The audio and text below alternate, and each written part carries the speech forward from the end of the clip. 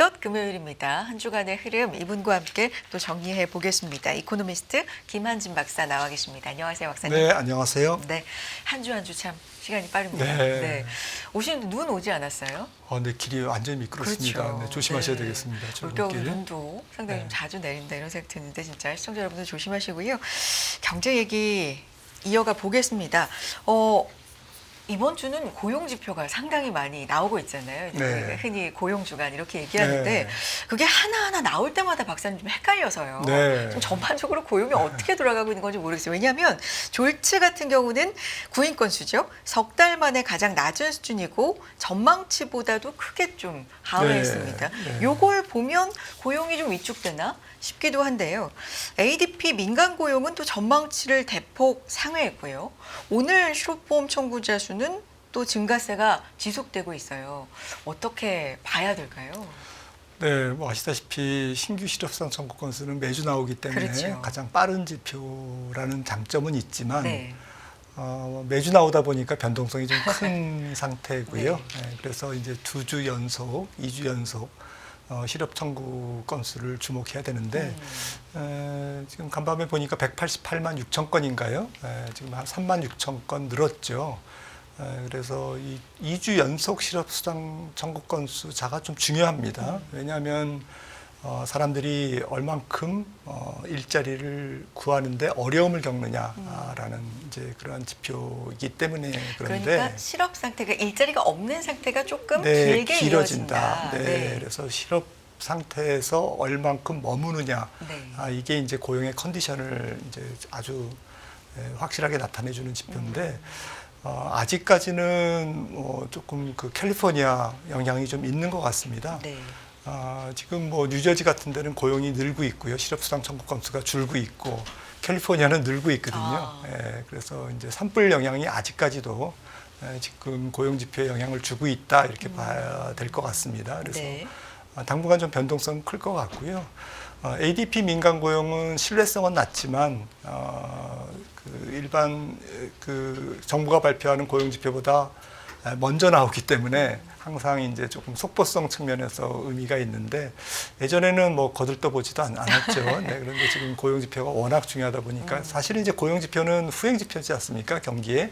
하지만 지금은 이제 고용 시장이 굉장히 별나게 움직이기 때문에 또 금리에 영향을 주기 때문에 통화 정책에도 영향을 주고요.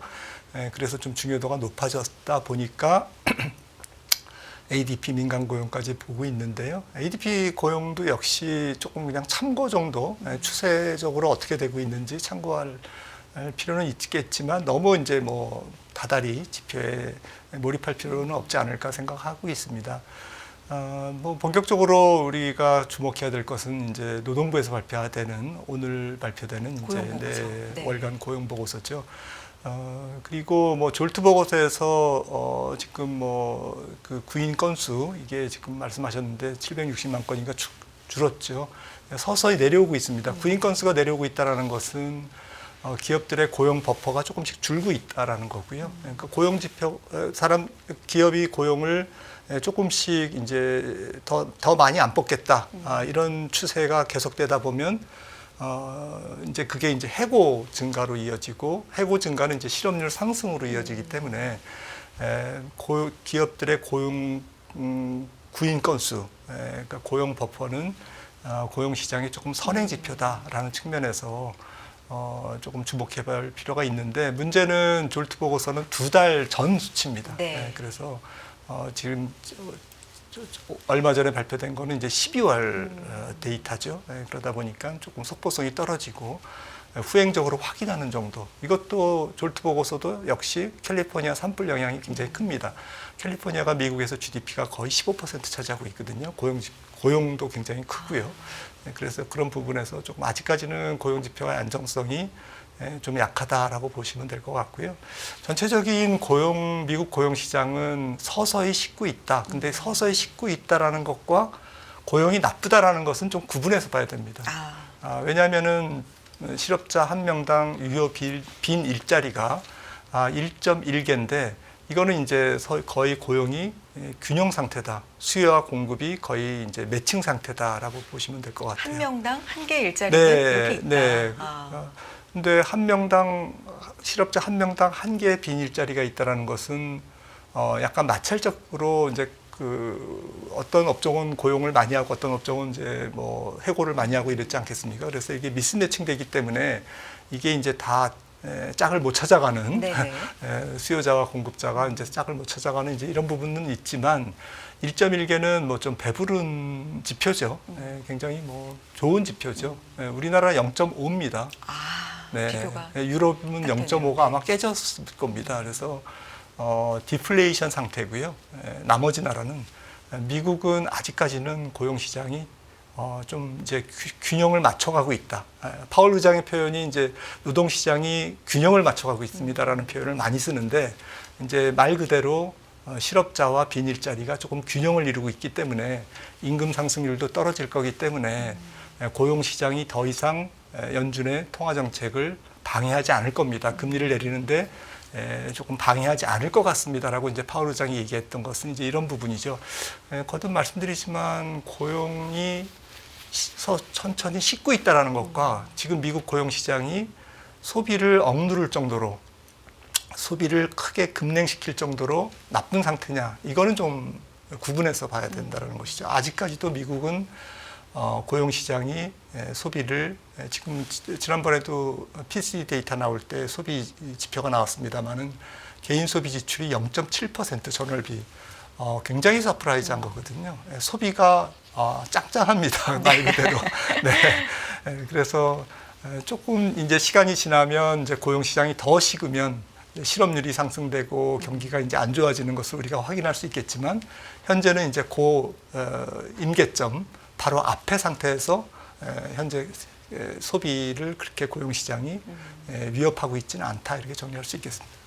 고용 같은 경우는 좀 뜨겁다라고 우리가 한때 표현했을 때가 있었고 서서히 그래서 식고 있다라는 부분과 이게 나쁘다라는 걸 분명히 구분할 수 있어야 되는데 지금은 서서히 식고 있다라는 쪽이다. 정상적으로 가고 있다. 정상화가 되고 있다. 이렇게 지금 해석을 해야 맞다라는 말씀이시고요. 그렇다면 우리가 여기에 이제 주목하는 이유는 이게 금리하고도 굉장히 밀접하게 연관이 되어 있기 때문인데 지금 페드워치 2를 보면 3월 인하 확률은 한 17%, 16% 뭐 이 정도고 5월 인하 확률이 한 40% 이상인 거잖아요. 그렇다면 고용보고서 오늘 밤 이제 나오는 걸 보고 나면 요거의 영향이 뭐 그렇게 크지 않을까요? 이번에는 박사님 생각은 어떠십니까? 연준의 입장은 그렇게 크게 변하지 않을 겁니다. 고용 지표가 아직까지는 말씀드렸듯이 캘리포니아 산불 영향이 있기 때문에 지금 고용 지표 자체가 한 달 지표를 보고 1월 달 지표를 보고 바로 어떤 의사결정을 내리는데 조금 변화를 주기에는 조금 추세성이 또 신뢰성이 좀 낮은 상태라고 이제 해석을 하고 있고요.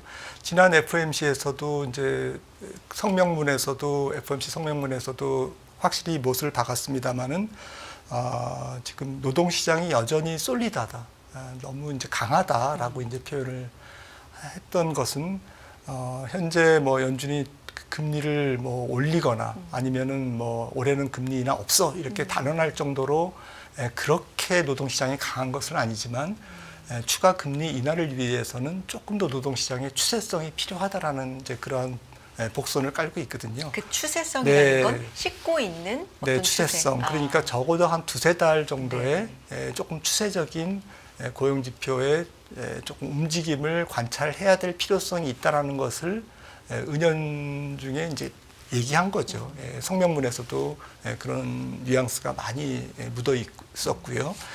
그런 측면에서는 적어도 2월, 3월, 4월 정도 1분기 지표 전체를 이제 조금 봐야 5월이나 6월 정도의 금리를 내릴지 아니면 계속 동결해 갈지를 결정할 것 같습니다. 근데 변수가 있습니다. 1월 달은 지난 1월에도 그렇습니다만은 이게 조사 방식, 이 모델을 조정하거든요. 그래서 지금 월가에서의 얘기는 현재 2024년 고용 지표가 우리가 그동안 봤던 고용 지표 또 1월에 오늘 발표되는 이제 1월 지표까지 미국 고용이 한 3분의 1 정도는 이제 조금 과대평가돼 있다. 그래서 이 모델 조정이 항상 1월에 일어나거든요. 이런 부분들이 이제 시장에서는 어느 정도는 고용 지표가 이제 약간 통계적으로 재조정하는 이제 그게 1월이기 때문에 이런 또 재조정이라는 또 변수가 있습니다.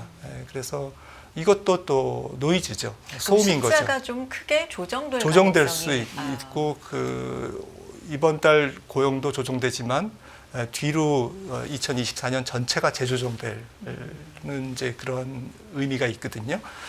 그런 부분들은 연준으로 하여금 고용 지표를 통해서 통화 정책을 어떻게 할 건지에 대한 판단을 지금 불편하게 만드는 1월 지표가 될 가능성이 있어서 더군다나 2월, 3월, 4월 지표 조금 추세적인 것을 조금 더 확인하고 또 캘리포니아 산불 부분이 조금 제거된 그리고 완전히 이제 조금 순수한 지표의 추세를 확인할 필요성이 있지 않겠느냐라는 측면에서도 지금 당장 3월 달에 금리를 손대거나 또 5월 달에 손대기도 조금 불편할 거다. 특히 5월 달은 5월 7일인데 FOMC가 5월 달은 트럼프의 관세 정책이 5월 1일 날 지금 아메리칸 퍼스트 트레이드 팔리시라고 그래가지고 전체적인 이제 종합 보고서가 나옵니다. 관세를 우리가 앞으로 어떻게 해야 되는데 그 근거가 뭔지, 어느 정도 불공정 거래가 있었고 있어 왔고, 그래서 EU 혹은 일본, 한국 이런 국가 전반적인 국가에 대해서 보편 관세를 어떻게 가져가야 될 건지, 또 어떤 산업에 가장 미국이 뭐 그들 입장에서 불이익을 받았는지, 좀 무역이 불공정하게 이루어졌는지 이런 부분에 대한 뭔가 계속 이용당했다 미국이 네, 이렇게 얘기하고 있는데 이런 뭐 종합적인 실제로, 스터디가 4월 달에 한번 나오고 또 5월 달에 한번 나옵니다. 4월 달은 이제 미국 무역 대표부 중심으로 보고서가 나오는 거고요. 그래서 제가 그게 궁금했어요. 저는 이제 4월 1일 네. 요쯤 이렇게 4월에 대략적인 큰 그림이 나온다고 알고 있었는데 막상 5월이라고 하셔서 이게 다르군요. 다른 곳에서 USTR이 발표되는 게 이제 4월로 알고 있고요. 네. 제가 그리고 이제 5월 달에 종합 보고서가 나옵니다.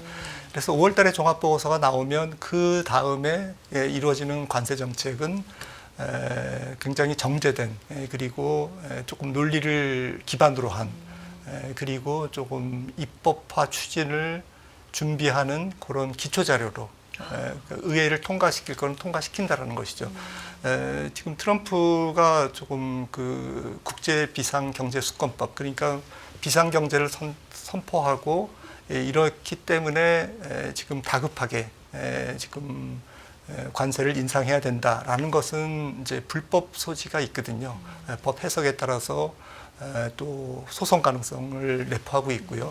그래서 궁극적으로는 아마도 이제 상하원에 조금 의결을 통한 입법 절차를 거칠 것으로 저는 예상하고 있고요. 일부 법안 같은 경우에는 이제 그런 기초 자료가 5월 1일 정도에 이제 어느 정도 완성된다라고 보시면 될 것 같습니다. 그래서 다시 연준으로 돌아와서 5월 7일은 그 보고서가 발표되고 4월 그리고 또 트럼프 정부 한 100일이 지난 시점에서 이제 여러 가지 관세 정책의 영향, 그 효과 그리고 새로 발표되는 조금 정제된 보고서 그리고 앞으로 이제 전개될 관세의 방향, 높이, 속도 이런 것들이 다 종합적으로 발표되기 때문에 아직 관세가 금리 물가에 영향을 미치는 그런 정도에 대해서 좀 확신하기 어려운 단계인 거죠. 그래서 5월 7일은 너무 금리를 인상하기는 바쁩니다. 예를 들어서 발표되는 관세 정책이 앞으로 인플레이션에 훨씬 더 생각보다 큰 영향을 줄 수도 있는 거 아닙니까? 근데 그런 것을 확인할 수 있는 시기로는 너무 빠른 거죠. 네. 5월 초에 FOMC는. 그래서 빨라야 6월 18일 FOMC에서 올해 첫 금리 인하를 할지 모르겠다라는 것인데요. 그래서 이제 패드워치 시장에서도 그렇게 전망을 하고 있는 거죠. 네.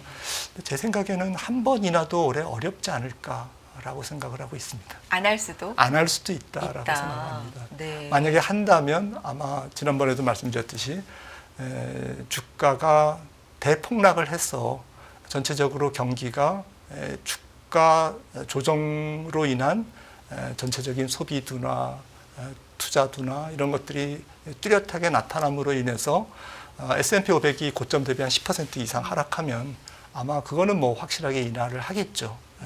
또 아마 백악관이 연준에게 압박을 할 겁니다. 주가 떨어지는 것을 트럼프는 굉장히 싫어하기 때문에.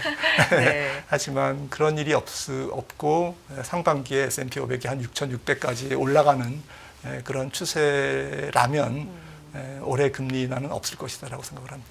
지금 두 번까지 일단 공시적 경로는 예상은 나와 있는 상황인데 이게 없다 하는 거면 두 번에서 이제 0회면 상당히 무슨 일이 이벤트가 이제 있다는 건데 네. 거기에 가장 주된 건 뭐 어떤 게 있을까요? 2회 전망에서 0회가 되는 건 아무래도 이제 어제도 베센트 재무장관이 네. 뭐 조금 연준의 금리 인하 압박을 백악관에서 안 할 것이다라고 이제 좀 얘기하면서 하면서 이제 시장 금리를 강조했지 않습니까? 네, 국채 10년물이 안정되게끔 재무부에서 이제 조금 잘 보고 있다. 10년물 신경 많이 쓰고 네, 신경 쓰고 있다. 그래서 이제 어제도 이제 국채 금리가 조금 낮아지는데 1조를 했는데요. 지금 4.4% 네, 수준이죠. 그래서 뭐 거의 5% 넘을 것 같은 그런 분위기였다가 이제 한 40bp, 50bp 떨어졌습니다. 이런 부분들이 지금은 금리에 대한 스트레스가 조금 다시 좀 줄은 상태가 됐지만 저는 언제든지 다시 금리가 튀어오를 수 있다라고 생각을 합니다. 예를 들자면 지금 애틀랜타 여론에서 조금 추정하는 그 1분기 미국 GDP가 3.7%거든요. 네. 물론 이제 왔다 갔다 합니다. 뭐 다시 또 내려오겠지만 적어도 미국의 상반기 경제 성장률이 뭐 2.5% 이상, 2% 중반 이상이라고 한다면 거기에다가 물가만 조금 더해도 사실 5% 미국 국채 10년물 금리는 그렇게 어색한 레벨이 아니거든요. 단순하게 GDP에다가 네. 물가를 네. 더하기만 해도. 네. 네. 그리고 앞서 말씀 나눴듯이 미국 금리 인하가 없다?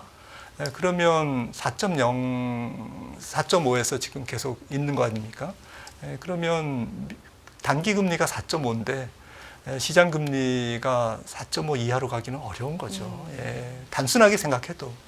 그렇다고 보면 4.5 이하는 지금 금리 인하를 전제로 한 거거든요. 금리 인하를 전제로 하는 것은 그 뒤에 고용시장이 더 식을 것이다. 그리고 실업률은 결국에는 언젠가는 튈 거다. 하반기 언저리에는. 이런 여러 가지, 그리고 임금 상승률도 더 내려갈 거다. 임금 상승률이 내려가면서 결국에는 소비가 줄 거다. 이러한 논리가 깔려 있는 거잖아요. 그러면 기업 실적도 조금 둔화될 거다라는 것이 깔려 있는 것이고, 하지만 지금 시장 금리는 지금 이렇게 갈까 저렇게 갈까 지금 갈 길을 잃고 있는 거죠. 네네. 4% 중반에서. 그게 골디락스인 거죠. 시장이 제일 좋아하는 그러한 상황을 국채금리가 지금 시그널링 해주고 있는 겁니다. 그래서 뜨겁지도 덥지도 않은, 그러면서 디스인플레이션, 인플레이션은 잡혀가는 이제 그러한 상태를 지금 국채금리가 시사해 주고 있는 거거든요. 시장은 굉장히 조금 즐길 필요가 있는 거죠. 오히려 금리 인하가 없더라도요. 네. 아, 그렇군요. 빠져들면서 이렇게 제가 듣게 되는데 증시 얘기 좀 이제 해봐야 되겠어요. 일단 미증시 같은 경우는 최근에 M7이 무조건 주도한다. 이제는 이런 흐름도 아닌 것 같고요. 전반적으로 순환하면서 조정도 어느 정도는 보이는 것 같고 약간의 숨고르기 양상도 좀 보이는 것 같고 여기엔 여러 가지 이유들이 좀 들어가 있는 것 같아요. 관세로 긴장감이 조금 도는 모습들 그리고 여러 기업 실적들이 좀 다르게 해석이 되는 면도 있고요. 어떻게 보고 계십니까? 최근 증시에 대해서는. 증시는 뭐 지금 M7 안에서도 조금 순항하는 네. 그 실적이 발표되고 있기 때문에 실적에 따라서 그 호황제가 좀 엇갈리면서 테슬라가 빠질 때는 뭐 다른 M7 종목들이 올라가고 그리고 뭐 엔비디아와 이제 뭐 또 애플이 올라갈 때는 또 다른 종목이 조금 떨어지고 어제는 이제 또 아마존이 장외에서 네. 이제 조금 떨어지고 네. 있는데 이렇게 좀 엇갈리는 상황일 것 상황이 전개되는 것 같습니다. 이런 거는 나쁘지 않죠, 시장에서. 왜냐하면 M7이 몽창 올라가면 지수가 너무 급하게 올라가서 조금 시장이 부담을 느낄 수 있는데 서로 엇갈리면서 지금 조금 사이좋게 돌아가는 분위기고요.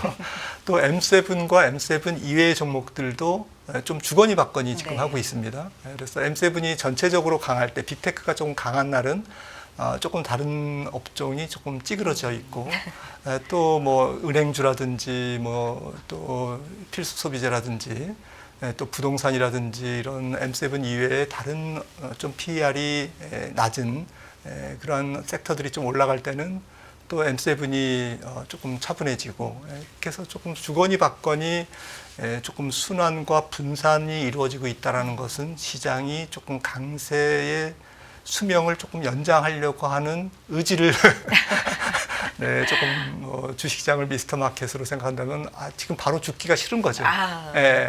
죽기가 싫으니까 M7이 중점적으로 가면 자기가 죽을 것 같으니까 이게 살기 위해서 이렇게 좀 순환매도 돌리고 분산하고 엎어치고 뭐 이렇게 지금 흘러가고 있는 것이 조금 간교하다, 지혜롭다 이렇게 생각을 좀 하는데요. 상반기 내내 좀 그렇게 움직이지 않을까. 근데 사실은 재미있게 말씀드렸습니다만은 투자자 입장에서는 매우 피곤한 장이죠. 조금 M7이 확실하게 올라가면 M7 ETF 딱 쥐고 하면 되는데 뭐 오늘은 M7이 앞으로 계속 갈 것 같다가 내일은 또 안 갈 것 같고 이거 M7 팔고 다른 섹터 사야 되는 거 아닌가? 은행주 사야 되는 거 아닌가? 이렇게 많이 번뇌하게 만들잖아요. 그러니까 투자자분들은 뭐 트럼프 때문에 피곤하고 시장의 변동성 때문에 피곤하고 너무 피곤한 장인 것 같습니다. 근데 그렇게 생각할 수도 있지만 사실 조정을 받을 때 완전히 다 조정을 받는다라기보다 진짜 수명을 연장, 지금 강세장이 3년째 접어들고 있는 거잖아요. 근데 이게 수명이 좀 더 연장되고 어떻게 보면 경제가 훼손되지 않는다면 이게 다시금 순환해서 다시금 아주 큰 강세장으로 갈 가능성도 희망도 좀 살아있는 상황이기 때문에 투자자 입장에서 이런 관점으로 보면 좀 그야말로 또 골디락스다 이렇게도 볼 수 있는 거 아니에요, 박사님? 맞습니다. 네. 결국에는 돌고 돌아서 시장 환경은 매크로 때문에 금리 때문에 내지는 뭐 경기 뭐 오늘 말씀 나눈 이제 고용 때문에 이러한 경기 지표 때문에 어깃장이 나고 불편해질 가능성은 지금으로서는 낮다. 현재 2025년 2월, 3월 정도의 매크로로 인해서 주식시장이 크게 좀 충격을 받고 이럴 가능성은 낮은 환경이다라는 것만 해도 조금 마음을 편하게 가지셔도 되지 않을까라고 생각을 하고 있고요. 기업 실적만 그렇게 나쁘지 않으면 지금 상반기 미국 주식시장이 그렇게 큰 조정이 와도 조금 얌전하고 부드러운 조정이지 소위 한 5% 이내의 커렉션이지 그 이상의 조금 좀 큰 그 흠집이 나는 이제 그런 뭐 약세장으로의 뭐 돌변 내지는 뭐 좀 깜짝 그 나쁜 쪽으로의 서프라이즈는 조금 예상하기 어려운 그런 차분한 디스인플레이션 골디락스 환경이다 이렇게 정리할 수 있겠습니다. 최근에 이제 트럼프 2기 시작이 되고 나서 취임하고 나서 좀 보름 좀 지난 요 시기 동안에 어떤 일들이 일어나는지를 좀 보면 정말 많은 이슈들과 뉴스들과 노이즈, 긴장감 이런 게 있잖아요. 대표적으로 두 축이라면 한쪽으로는 관세 전쟁, 한쪽으로는 이제 뭐 딥시크발 쇼크라고 할까요? 정말 AI 전쟁이 더 격해지는 것 같거든요. 이런 긴장감과 충격 속에서도 미증시는 그래도 좀 굳건하다라는 생각이 들기도 하고, 근데 관세 영향이 아직 정해진 게 없기 때문에 뭐 멕시코, 캐나다도 한 달 이후지만 이게 살아있는 정말 큰 불확실성 아니겠습니까? 전 세계가 그런 상황에서 좀 긴장감을 가지고 봐야 되는 건지, 지금 전략이 있다면 어떤 게 필요한 건지 이런 것도 좀 궁금하거든요, 박사님. 네, 일단 이번 트럼프 2기 내내 투자자들 또 시장은 굉장히 트럼프의 관세 정책이나 어떤 정책적 좀 피곤함을 느낄 수밖에 없고 실제로 1기 때도 그랬거든요. 하지만 뭐 조금 단기 변동성에 지금 우리가 노예가 되면 안 될 것 같아요. 어차피 이거는 트럼프 집권 4년 동안 2기 동안 우리가 운명적으로 이렇게 받아야 되는 이제 그러한 거고요. 그러니까 단기 변동성에 휘둘리다 보면 결국에는 죽도 밥도 안 된다라는 것이죠. 1기 때 보시면은 2017년에 집권해서 좀 사실은 물가가 그렇게 오르지도 않았습니다. 심지어는 중국으로부터의 수입 물가도 크게 안 올랐고요. 그리고 전체적으로 주식시장도 집권 1년 차에는 올랐고요. 2년 차에 2018년에 6%가 떨어졌죠. S&P 500이. 그리고 3년 차, 4년 차 계속 올랐습니다. 그래서 조금 뭐 주식시장이 결국 관세를 막 이렇게 때린다고 해서 물론 2018년에 주가가 빠졌지만 네. 그거는 그 전에 올랐던 부분 이런 부분들 때문에 기술적인 조정을 포함해서 또 사실 좀 우리가 눈여겨봐야 될 것은 관세 정책의 본질적인 경제 영향이 언제 조금 극대화될 거냐를 좀 생각을 해볼 때 올해보다는 내년일 가능성이 높다는 것이죠. 그래서 올해 주식시장의 단점은 그동안 2023년 4년 계속 2년 연속 20%대 중반으로 2년 연속 올랐다라는 게 이제 부담이긴 네. 합니다만은 관세 정책으로 인해서 세계 교역이 위축되고 또 미국의 수출 기업들이 대외 수출이 조금 망가져서 기업 실적이 뭐 애플이나 테슬라 같은 기업이 대표적이겠죠. 그리고 우회 수출 혹은 우회 생산 기지가 차단되면서 멕시코나 캐나다 이런 쪽에서 차단이 되면서 그게 이제 기업 실적이나 혹은 생산 계획에 차질을 빚고 이런 부작용, 관세발 부작용이 본격적으로 우리가 네. 눈에 확인할 수 있는 그런 시기는 올해는 아니다라는 거죠. 아. 왜냐하면 올해는 상반기에는 오히려 미리 땡겨서 관세를 올리기 전에 본격적으로 올리기 전에 미리 이제 지금 미국으로 대미 수출이 늘고 있고 미국은 수입이 늘고 있고 미리 해놓은. 네 그리고 네. 기업 실적도 나쁘지 않습니다. 그리고 하반기에도 관세가 올라가는 추세이기 때문에 이게 한꺼번에 점프업해서 올라가는 관세가 아니라 점진적으로 올라가는 그런 뭐 중국에 대해서는 특정 상품에 대해서 물론 이제 갑자기 뭐 50% 이렇게 때릴 수도 있는 거겠지만 전반적으로 평균은 그렇게 진행을 안 된다라는 것이죠. 그러면 스텝 바이 스텝으로 한다면 사실 하반기에도 관세 영향에서 그렇게 펀더멘탈이 훼손될 가능성은 높지 않다라는 거죠. 그래서 올해부터 너무 관세 때문에 주가가 많이 올라서 떨어질 수는 있습니다. 하지만 관세 때문에 미국 기업 실적이 망가지고 미국 경제가 망가지고 전 세계 경제가 크게 타격을 받는다. 이거는 올해의 일이 아니라는 거죠. 그런 측면에서 일단 좀 시기적인 것을 구분해서 볼 필요가 있다라는 것이고요. 그리고 조금 뭐 전체적으로 조금 뭐 경제 정책이 조금 굉장히 뭐 트럼프가 계속 그 SNS에 뭔가를 띄우니까 그래서 매일매일의 변동성은 어차피 큰 거는 인정하자라고 해서 조금 괴롭지만 추세를 보고 가자. 아무래도 집권 초기니까 어떤 얘기를 하고 뉴스가 쏟아지는지 뉴스에 대한 민감도는 올해가 더 어떻게 보면 네. 클 수도 있고 실제 말씀하신 것처럼 숫자에 이게 반영이 되는 건 올해보다는 내년부터가 좀 더 네. 중요할 수 있다. 네. 네. 이렇게 좀 보도록 하겠습니다. 2월 중국이 이제 맞불 관세를 내놨는데 이게 2월 10일부터잖아요. 네, 네. 그럼 아직 좀 며칠 남았으니까 오늘 밤 고용 보고서부터 해서 중국과의 좀 협상 가능성 이것도 주말 사이 좀 볼만한 어떤 점일까요? 맞습니다. 지금 2월 10일로 약간 네. 중국이 협상의 제스처를 취한 네. 거고요. 그리고 중국이 지금 대미 보복 관세는 거의 뭐 200~300억 불 정도밖에 안 되는 거고요. 미국이 중국에 때린 것은 뭐 지금 10%지만 뭐 한 5천억 불이 넘지 않습니까? 그래서 이게 중국이 뭐 똑같이 5천억 불 이렇게 미국이 때린 것에 어마운트를 맞춰서 하는 것이 아니라 협상을 하겠다라고 이제 미국에 조금 편지를 보낸 거나 마찬가지인 거죠. 그래서 미국도 아마 협상을 할 겁니다.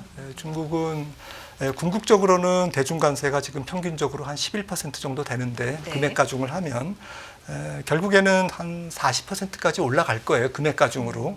그런데 이거는 이제 한 2~3년에 걸쳐서 올라가는 것이고 네. 일단 첫 조금 포문을 열었다. 그리고 협상의 여지를 남겼다라는 것은 앞으로 정말 많은 뉴스가 나올 가능성이 있다라는 것이고 중국과 멕시코, 캐나다 말고 지금 EU 그리고 한국, 대만, 일본 여기는 뭐 국경을 맞댄 것도 아니고 펜타닐이 있는 것도 아니고 뭐 불법 이민자가 많은 것은 아니고 거의 없거든요. 이런 부분에서는 결국엔 이거는 순수 경제적인 목적이거든요. 그래서 EU에 대한 관세 포문이 어떻게 열리는가 이런 부분에서 이제 시장이 좀 긴장하고 있는데 그게 중요할 것 같습니다. 그런데 아무래도 이제 이런 모든 트럼프의 본질적인 관세 정책, 특히 보편 관세 문제는 지금 한 1분기가 지나야 윤곽이 드러난다라고 보시는 게 좋을 것 같습니다. 앞서서 말씀해 주셨던 4월에 네네. 나오는 큰 그림 또 5월에 한번 나오게 될 그 이후에 또 FOMC 5월 예정이 되어 있기 때문에 지금 금리 인하 시점도 좀 그 부분과도 연관지어서 봐야 된다. 오늘 말씀 중에 있었습니다. 오늘 여기까지 듣도록 하겠습니다. 이코노미스트 김한진 박사 함께했습니다. 박사님 고맙습니다.